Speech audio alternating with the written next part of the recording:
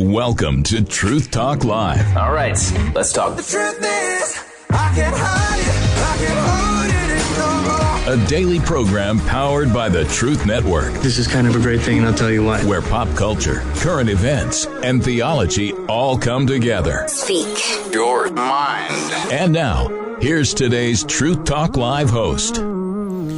Disqualified. Why? Why are 70% of young men in America between 18 and 22 not qualified for military service under current recruiting standards? That's kind of a scary thing when you think about it, as the military is obviously being reduced in number. And so we've got our good friend and longtime addition to the Truth Network, Captain Jim Kinney. Used to do Inspire and then Inspire Ignite app that he's got, but he had quite a distinguished military service with the Navy and was very much involved in recruiting at one point in time. So, Captain Jim, what's the deal with this? Well, the numbers have crept up since I was really, really active in recruiting in terms of the number of disqualified men and women, young men and women of military service age in America are disqualified to serve basically in there are three different disqualifying areas of concern. The first is their inability to score well enough on the defense vocational aptitude battery. In other words, every recruit is given a chance to take a vocational aptitude test, see where would they best fit and what kind of training would they be best suited for, and what would they be most happy doing in the service. And there's certain minimal scores that are applied depending upon your selected area of design. For example, in the Navy, if an 18-year-old kid wants to study nuclear power, he has to score very, very high on the vocational aptitude battery test in order to be qualified to enter into that kind of educational program within the military. On the other hand, if you're going to chip paint on a ship for 3 years and go see the world, which is one of the Navy's advertising efforts, join the Navy and see the world, you don't have to score nearly so high. It doesn't take quite the educational background and educational acumen to learn how to keep a ship's decks clean and surfaced and painted and serve as a deckhand. On the other hand, if you're going down into the bowels of the ship and it's a nuclear powered ship, you're going to have to demonstrate before you even start into the training. But the point of that discussion is at the lower end, people are disqualified from anything because they can't score well enough on the vocational aptitude battery to even be qualified for any kind of military training. And that number is growing and growing. The people scoring in that level is growing and growing. And currently, the military trying to reach its all-volunteer force levels of requirement have lowered that score several times over the Biden administration time, the last 4 or 5 years. And what you're doing is you're lowering the overall capacity of the military to keep up with the technical advances that are going on with all the new weapon systems and artificial intelligence and computers and satellites and space command and all those kind of things that are coming online, while the people that are available to serve, that number is getting smaller and smaller in terms of qualification. That's one disqualifying point. Another disqualifying point is educational achievement. When a young man or woman who might be otherwise qualified has dropped out of high school and does not have the minimum academic credential of a high school diploma, they are significantly handicapped. I don't know what the numbers are for the service today, but those numbers, which the military wants to accept those people into training, are relatively small because they have a history of dropping out. They dropped out of high school. They've dropped out of some other things in life usually. And our records show that if we offer them an opportunity to come in and serve, that they quit before they're certified, qualified, and able to help us in our active service. And a second major area is physical fitness. It's amazing the number of young people 18 to 22 that are not physically fit enough to serve. There's pre-diabetic issues, weight issues, and of course, Robert Kennedy Jr. has mentioned all of the chronic diseases that are so prevalent in America today that they're disqualifying people from young people from being able to serve on active duty. And the final thing is police involvement. It's a moral question. A lot of our 16 and 17-year-old kids have unacceptable police involvement, whether it's a DUI or in New York. I had a command in New York City, and we lost a lot of kids because they did things like gate hopping to get on the subways and get caught and do that kind of thing. They're young, they're immature, but when they get police involvement, they're disqualified without certain waivers that might have to be applied. So when you add all of those things together, you have a broken fishing pond. If you want to think about the recruiting pool as a fishing pond, the fewer and fewer fish that you're going to take home and fry for dinner. So that's where you get to the fact that they're barely over 20%, maybe 25% of the total male-female population in the recruitable age, 18 to 22, 23, could qualify to serve today. To me, that's an indictment of some other things that are going on. I think that our public school system is so broken that a lot of these kids are getting artificial high school diplomas, or maybe not even getting a diploma. They certainly aren't being prepared to become young adults and to go to work in the real world, to become participating citizens in this great nation. And that includes being able to serve in the military, let alone go to work productively in their hometown, or go to work, in some specific field of endeavor that they want to try to make a career of. We've just broken them because of our public school system. And the second major factor, which has grown by leaps and bounds in the last Jim, we got to go to a break, but we want to tell you that this is clearly a live show. And if you want to call in and comment on the subject matter, we would love to hear from you. 866-348-7884, 866-348-7884. Disqualified. What's going to go on with our military? Don't worry. We got some great recommendations coming, not just the problem, but there are solutions, and they're coming. You're listening to the Truth Network and truthnetwork.com.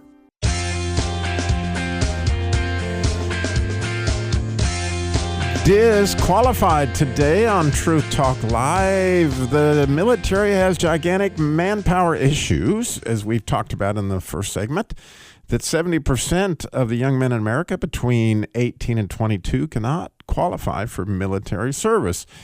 And we have with us Captain Jim Kinney, who went through these three main ideas. We're going to see if we can simplify them so we can get to the problem. We'll hopefully get to the solution. It's complicated, but I think I'm tracking. So essentially, there's three major areas that they're disqualified in. They're not physically qualified, and they're not morally qualified. In other words, they have some kind of police involvement. And then mentally, it sounded to me and I just wanted to see if you would agree with this statement, that a lot of people, since it's an all volunteer force, I'm not going to join the military unless I can find a vocation that seems to fit what I want to be, what I want to do in the military, right? Like if I'm not into chipping paint and I do want to see the world and what I really want to do is fly airplanes like you did or something along those lines, that takes higher scores. And when they don't qualify, they no longer are trying to recruit, not under the process, or what? Well, yes and no. Yes, you're right. Kids come to the military hoping to get training in some specific area of personal vocational interest, okay? And they have to score certain levels on the entrance exams in order to be qualified for those schools. But the problem is worse than that, because there is a cutoff, a very low score in which you can't do anything in the military. We won't take you in and take the risk of trying to train you up to be capable of doing something valuable in defense of American security because your test scores are so low. I would put this in the area of either academic credentialing will disqualify you. For example, dropping out of high school puts a tremendous burden on your ability to qualify to serve in the military. So you don't have a high school diploma. And then your test scores at the front end of the recruiting process are administered to everybody who comes to seek a job in the military. Your test scores aren't sufficiently good enough to allow you to either serve at all or serve in some area of vocational training in which you think you would excel. So you've got the testing side of it and the academic credentialing side of it. You've got the physical side of it. You know, John F. Kennedy's talked about all the chronic health issues that have attacked our kids and our culture, and it's very evident in the recruiting requirements for the military. And then third is the moral level of have you in your youthful foolishness got cross-threaded with the legal system in a way that disqualifies you. And between those three, any one of which can be disqualifying, maybe 25% of our youth in the age group 18 to 22 can even qualify to serve without seeking out some significant waivers on the standards. And let me back up and put an overarching title on this thing. America is currently facing an existential threat to our national security because the all-volunteer force is failing. It cannot recruit enough young men and women to meet the needs to defend the American security interests in the global situation. Now they're disqualified for the three reasons we've been talking about. What's going to have oh, and I didn't get to mention one that fits in the moral element as well, and that is the disintegration of American families. You realize that less than 20% of our children, high school age and under, are being raised in what you and I would have considered traditional homes when we were teenagers. Less than 20% of our kids live in homes with a standard father and mother and an intact family. So, wow. Well, I got to get the number out there because I know somebody's sitting there wanting to dial in and you don't have it. So 866-348-7884 is the number to call in and let us know what you think. 866-348-7884. So here's this gigantic problem. I think you've outlined it. But fortunately, right, we've just had a change of the guard, so to speak, and there's new hope that you've got in this whole area, right? Right, Cam? Yes. Yeah. Well, there are two or three things that this change in administration means, and it may mean some good news for the military because the administration that's transitioning out misdirected the military, the Department of Defense, so badly that whether I know your proper pronouns or not is more important than whether I know how to reassemble an M1 rifle. It's just the things that the current military under this administration is moving the Department of Defense away from the basic skills needed to be a successful defense force towards one that's more socially adaptable. And of course, certainly that's not where the military fits in our stream of the cultural things that are happening around us. So, and by the way, here's a startling fact. And I'm going to state this very bluntly, and if people want to call in and ask, I'm happy to defend it. Liberals do not serve in the Department of Defense. They do not volunteer in any significant numbers to be a part of the all-volunteer force. So you've shrunk the fishing pond by that designation. You've shrunk the swimming pond, the fishing pond, by the moral implications that we face today. And that comes from broken families, and it comes from immature kids. We've shrunken the pond because of our health concerns. We spend more time on video games than we spend exercising and eating properly. And we've shrunk the pool because of our academic failures in the public school system. So you put all that together, and it's an existential threat. We are already recruiting. I think the number was approaching 50,000 people last year in terms of meeting the needs of the recruiting goals for the all-volunteer force, and getting worse. And that's after we've lowered all the standards well below what we would have accepted 15 years ago to serve. So it is an existential threat if we don't find a solution.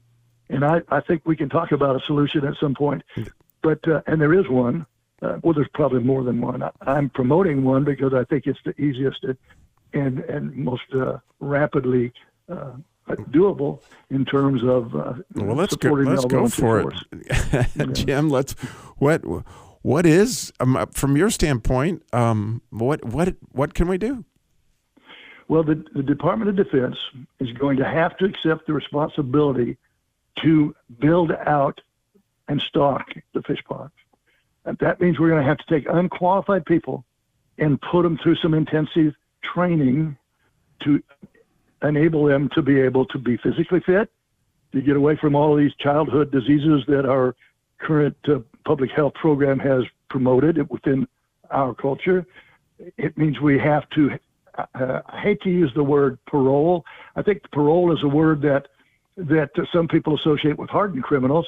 But if we have young 16, 17, 18-year-olds that have foolishly done things that got them cross-threaded with our legal system, if we had a program that could monitor them with adult supervision for some period of time, like putting someone out. Jim, I hate we got to go to another break, but great ideas coming up, as you can see. And, of course, we would love your questions or comments, 866-348-7884, 866-348-7884. We'll be right back. You're listening to the Truth Network and truthnetwork.com. Welcome back to Truth Talk Live. Today we're talking about disqualified. Why are 70% of our young men and women disqualified for military service before we even get going? And then we got all sorts of other factors. So we need some help. We need some help in creating a bigger fish pond, as Captain Jim Kinney was putting it, to be able to recruit some folks to fully, have the manpower that the defense system needs. And we would love to know your thoughts. 866-348-7884, 866-348-7884. I love this idea that you're talking about of a solution. And to read out what you wrote here, it's beautiful. It says, expand the existing delayed entry program with recruiting services to provide the necessary education, fitness, and adult supervision to enable interested applicants to overcome identified deficiencies and become eligible for enlistment. The program expansion, the delayed entry program academy would offer a 52-week of weekend programming dedicated to improving the physical, moral, and mental qualifications of the applicants. I love that. And you even have a way that they would be compensated for that. And essentially, it's sort of a pre-military military. Well, it's exactly what it is. The Department of Defense cannot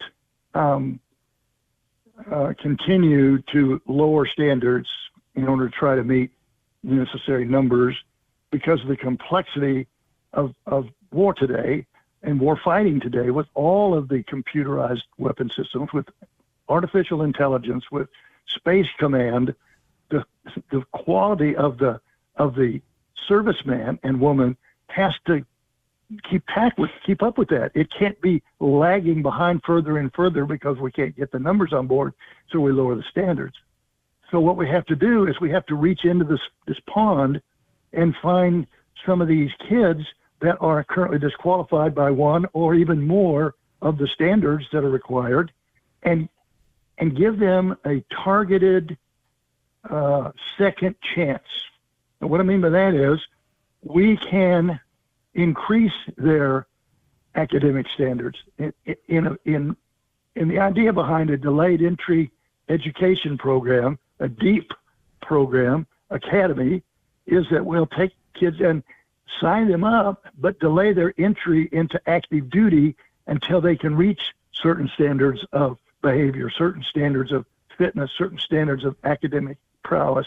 And we assume the responsibility because the public school system is broken, public health system is broken, and the homes they're coming from are broken. Let me tell you that this can be one of the greatest socially and culturally valuable programs we could institute in the face of where America is today, in a broken culture and in the divisions that divide us so much, is to grab these young people at an age when they're still impressionable, we can rescue them and give them a second chance at turning into prosperous, successful citizens participating in the American dream. Right, because when you think about it, I mean, that's really brilliant, because as these young people would be recruited into this program, especially those that, had some problem with the police, or they didn't get a high school diploma, or they're physically, incapable of doing it, as they get through that program and then to, spend 4-8 years, whatever, in the military with the complex systems that they would be using and the programming that they're using, whatever, they would come out with all sorts of skills, right? To Absolutely. enter the technological world of the future and have some discipline to go with it, essentially. There's another interesting aspect to what we're talking about, which I haven't mentioned, and that is that the new administration is absolutely committed to full employment. And the truth is that recruiting for the military becomes more difficult when the basic economy is at full employment, because there are other options for these kids that are militarily desirable that we would like to recruit in the military, but there are other options for them in a full employment environment. This program will be recruiting kids in a demographic that most of the American businesses and educational institutions are not reaching into. These are kids that have been thrown away, if you will, by the culture at a very young age, 16, 17, 18 years old. They're already marked as having significant handicaps towards achieving the American dream.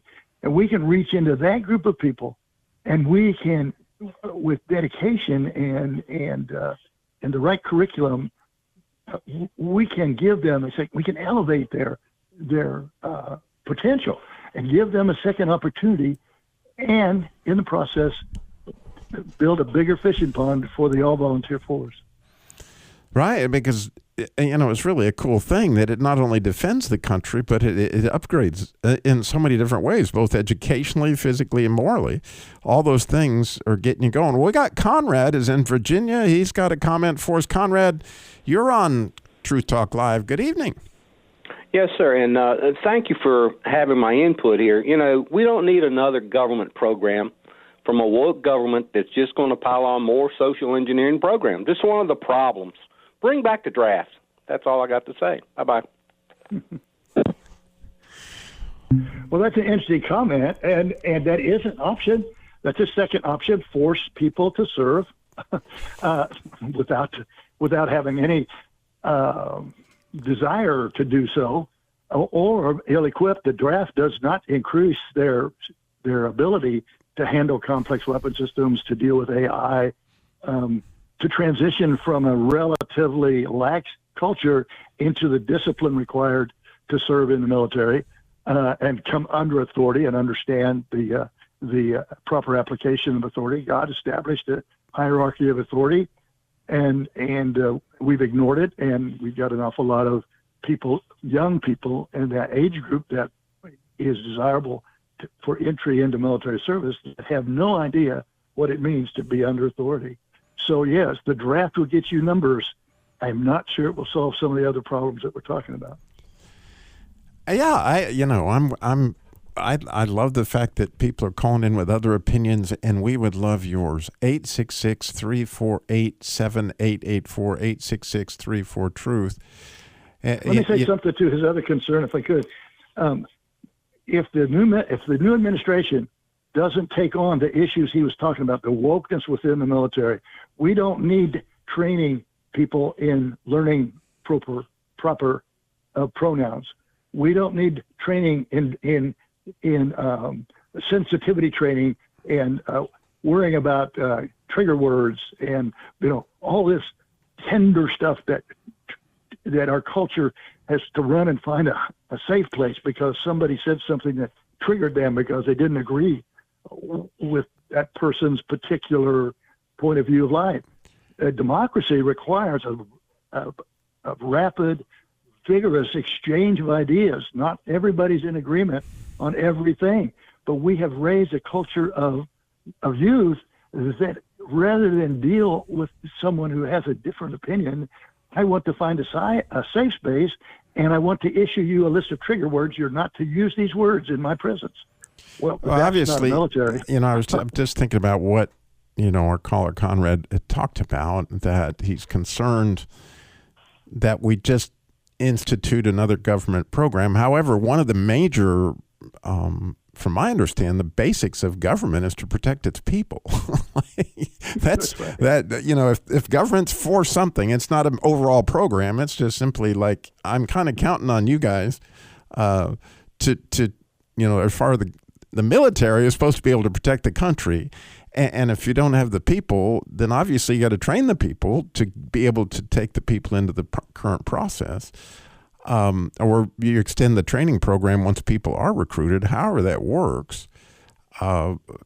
Obviously all that's got to be incorporated. And so how are you thinking that's going to, in other words, you have your connections with the military, but how does this get in place? In other words, what can we do? What can we vote? How can we pray? What's the next step on this plan, Jim? Well, what I'm trying to do right now is just raise public awareness. This issue that is literally a threat to our future freedoms is getting very little discussion. I may have heard it mentioned 2 or 3 times in the entire presidential campaign, this idea that the all-volunteer force is failing and is currently, if China wants Taiwan, they can have it based on the current military readiness posture of the American Defense Force. And nobody's talking about it. So we're trying to raise the awareness of the threat and then begin to discuss solutions. My daddy used to tell me anybody can find a problem and complain about it. The wise people are the ones who find a problem and look for a fix.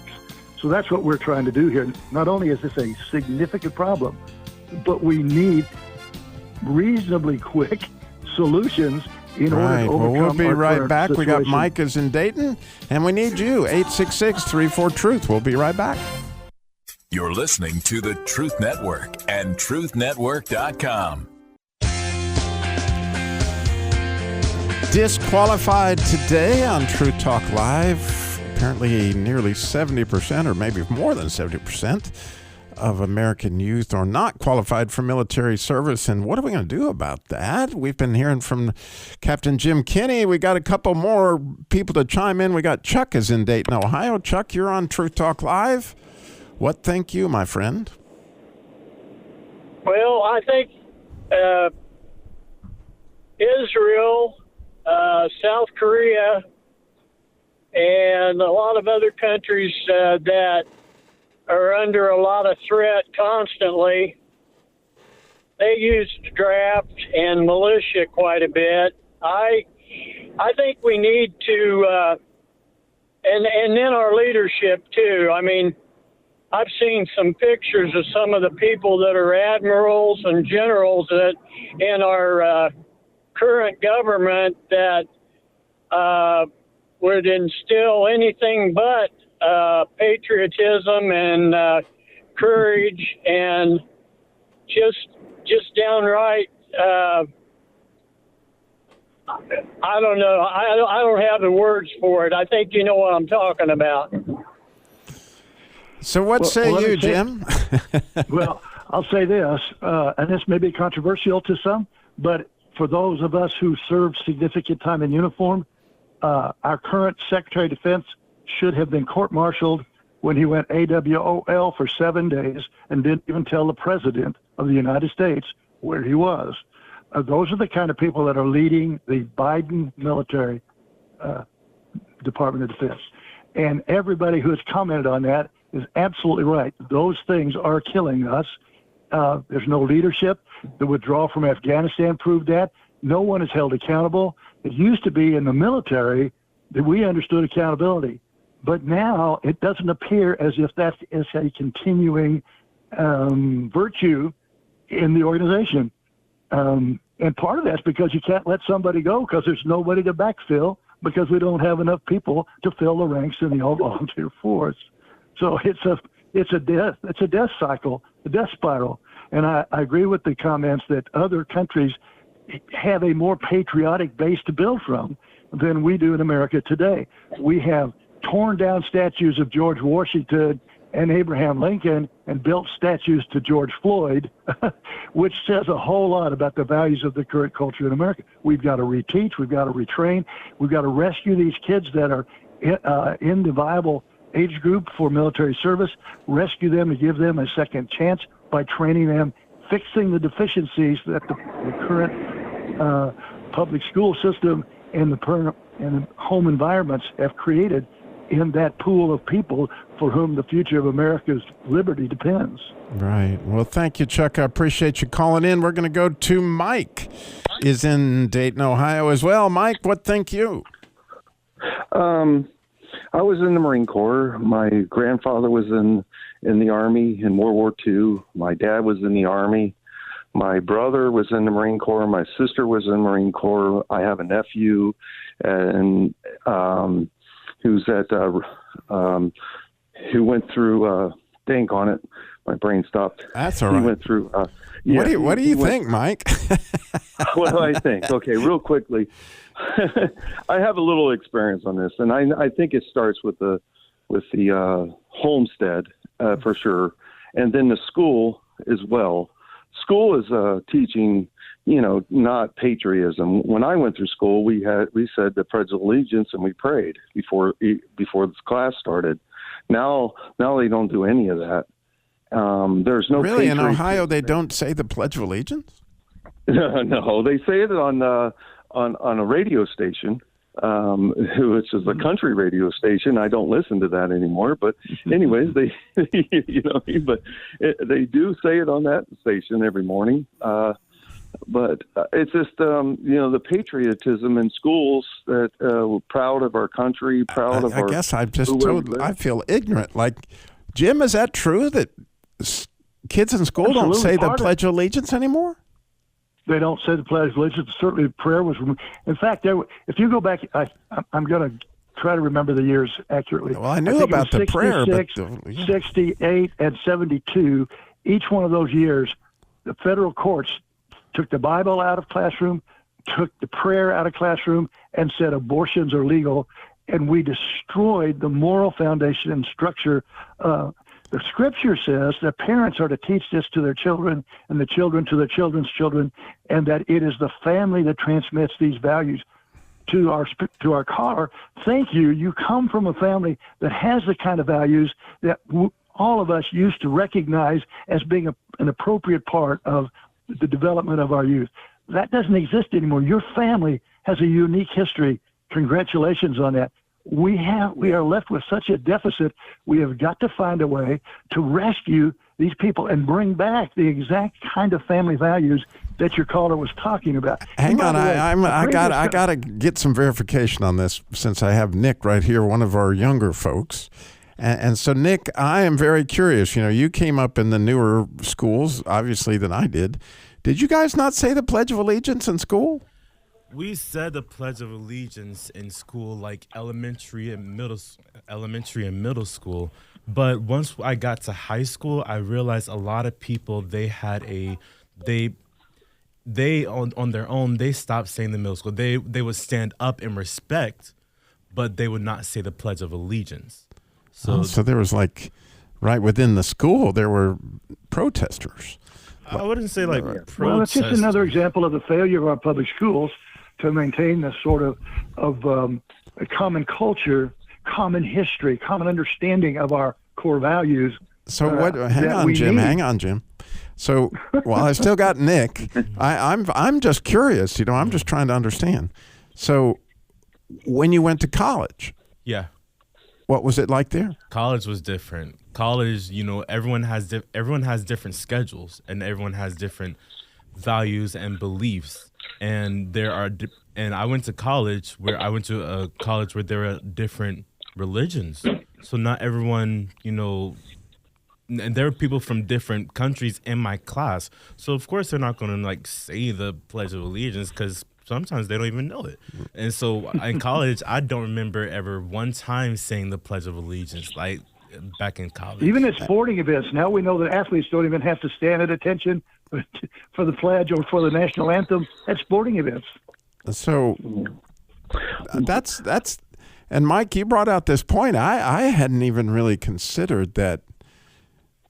And again, because I guess my kids, they went to Calvary Baptist, day school, that kind of thing, and they were saying the Pledge of Allegiance at every turn of the, whatever. But and certainly they also pledged allegiance to the Christian flag. I mean, that was part of what happened in for my children. So I didn't have any understanding that wow. And so from somebody like your point of view, Mike, where your family is served in the military and all those things, and obviously, Jim, yours as well. A lot of those people died to protect those rights. What does that feel like when people aren't there anymore?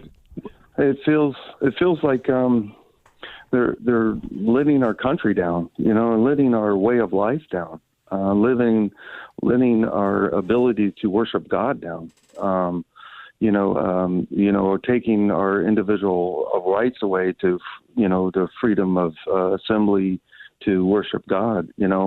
When we have threats from other countries, that's exactly what they want to do. They want us to shut us down, so we're not fellowshipping God anymore. They want to control us from sun up to sundown. And they don't want us to have our freedom. And I've been overseas, and so probably has the Jim. But it's a different culture. Jim, definitely. Jim has been overseas over the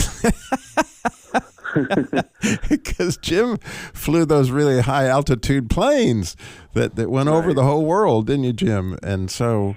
Well, I was in reconnaissance work. Yes, sir.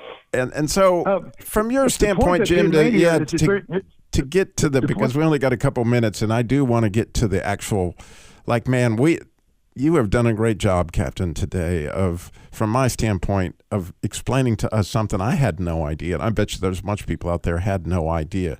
And like you said, you provided a solution, but more, you provided information that gives everybody something to think about. But I want to give you the last minute or so to finish your thoughts. Okay. Well, let me sum up a couple of things from the program. One of the callers had said that we didn't need a new program. The delayed entry program exists in all 4 military services right now. It is underutilized. It needs to be repurposed and refunded and built back into the robust tool that it could be. Secondly, he is right. We don't need any more woke. We don't need any more DEI. I grew up and you grew up believing in equality. Equality meant everybody should have a fair start in life. And then given God-given talents, given effort, given opportunity, we end up in different places, but we get to start equally. Today's culture is preaching equity. Equity has nothing to do with where you started. They're trying to engineer equal outcomes. Well, you can't engineer equal outcomes.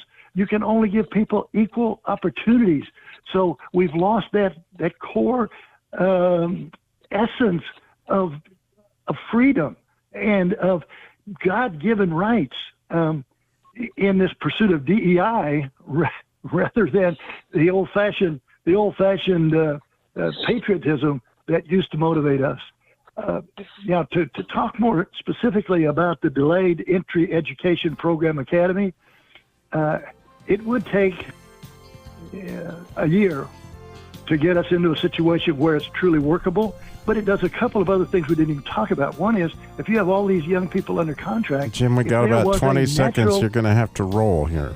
Go. If there was a national emergency, this would be a pool of people that are already connected to the military service and could be called up in emergencies. Another program powered by the Truth Network.